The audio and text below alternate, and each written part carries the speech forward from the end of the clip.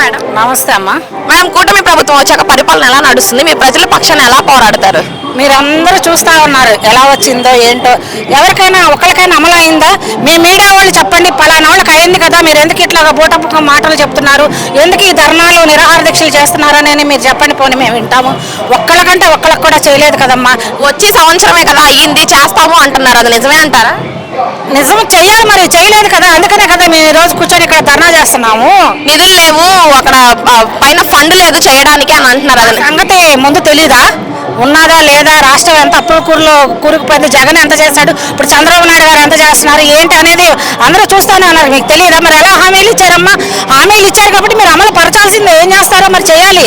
చంద్రబాబు నాయుడు గారు మన ఈ దేవస్ పర్యటన చేసి వచ్చారు కదా, ఈ రోజు తీసుకొచ్చారా పెట్టుబడులు? అది తీసుకొచ్చామని చెప్తున్నారు కదా, ఈ రోజు ప్రెస్ మీట్ పెట్టారు కదా. అది ఆంధ్ర రాష్ట్రాన్ని బాగు చేస్తాను అంటున్నారు కదా, చేస్తారా? అమరావతిని సింగపూర్ చేస్తానన్నాడు, చేశాడా? అంత ముందు చేయలేదు కదా. ఇది కూడా అంతే. మేమైతే మాత్రం ఊరుకునే ప్రసక్తే లేదు. మేము మెడలు వంచుతాము. ఎట్టి పరిస్థితుల్లోనూ ఏ పేద ప్రజలకైతే హామీ ఇచ్చారో అవన్నీ అమలుపరచాలి. పేద ప్రజల పక్షాన నిలబడి మేము పోరాడతాము.